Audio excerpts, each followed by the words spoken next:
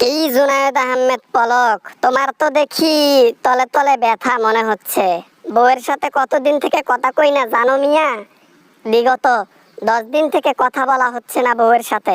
Net বন্ধ করে ইচ্ছা মতো পেলাপেলি শুরু করছো না? না প্রবাসী ভাই, এটা ভুল কথা।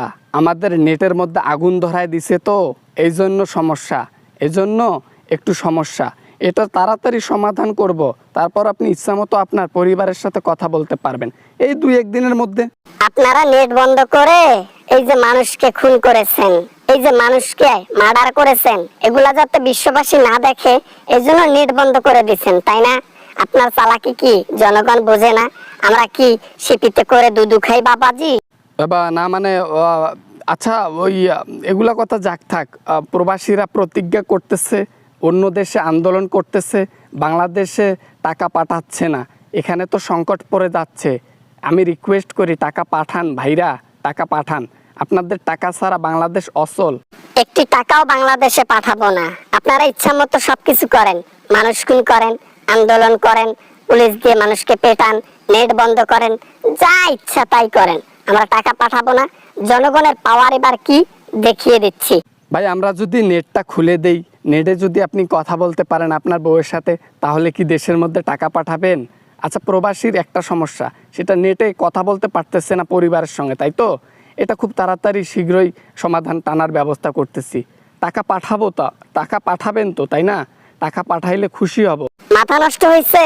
দেশের সরকার বলছে নাকি টাকা না পাঠাইলে বাংলাদেশের মাটিতে পা দিতে দেবে না। দেখি আমরাও না যাব বাংলাদেশে, বাংলাদেশ চলে কেমনে এটাই দেখব।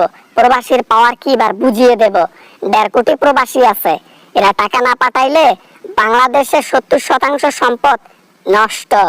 এই বাংলাদেশ 70% টাকায় চলে হচ্ছে প্রবাসীর, ঠিক আছে? জনগণের টাকা খাও আবার বড় বড় কথা বলো। বাপরে বাপ, এত জ্ঞানী, এত কঠিন ধোলাই করতে পারে আমার জানা ছিল না। আহা, দেশের মধ্যে তোমরা কর্ম করো না কেন? প্রবাসে গেছো কেন? আমাদের বাংলাদেশে, সোনার বাংলাদেশে কর্মের অভাব আছে, চাকরির অভাব আছে, এখানে করতা। ওইখানে ভিক্ষা করে টাকা পাই নাই, ওইখানে চাকরি তো দূরের কথা, চাকরির অফিসের আশপাশও যাইতে পারি নাই। লোক নেয় না, লোক চাকরি পায় না, এজন্য তো বিদেশের মাটিতে খাটতে আসছি। যাক আলহামদুলিল্লাহ, এখানে এসে অনেক ভালো আছি, পরিবারকে নিয়ে ভালো দিন কাটাচ্ছি। বাংলাদেশে থাকলে তো কবরের মধ্যে ঘাস দালাই যেত, ওইখানে তো খালি চোর আর চোর, সবগুলা চুরি করে খাইতে ব্যস্ত। জনগণ এতে মরুক আর বাঁচুক, ওদের দেখার সময় নেই। তাহলে তোমরা প্রতিজ্ঞা করছো আর বাংলাদেশে আসবাও না, বাংলাদেশে টাকা পাঠাবাও না, তোমাদের এটাই কি শেষ কথা? আচ্ছা, সব কিছু ভুলে টাকা পাঠানো যায় না? আমরা তো সব কিছু মেনে নিছি। কোটা তো আর 48% নাই, 55% নাই, এখন সব কোটা মিলে 5% করছি, 95% মেধার কোটা, এইটাই চলবে। আপনাদেরই তো আন্দোলনটা সঠিকভাবে করলেন এবং অধিকারটা আদায় করলেন, তাও সমস্যা? আর দেশের মানুষের প্রাণগুলো যে গেল, এগুলা মাংনা, তাদেরকে নির্মম ভাবে হত্যা করা হয়েছে। এগুলা কি? প্রবাসীকে অপমান করা হয়েছে, এগুলা কি? হ্যাঁ, আবার বলে দেশে যাইতে দেবে না। দেখি বাংলাদেশে না গিয়ে এখানে থাকতে পারি কিনা, অন্তত ভালো থাকবো এখানে।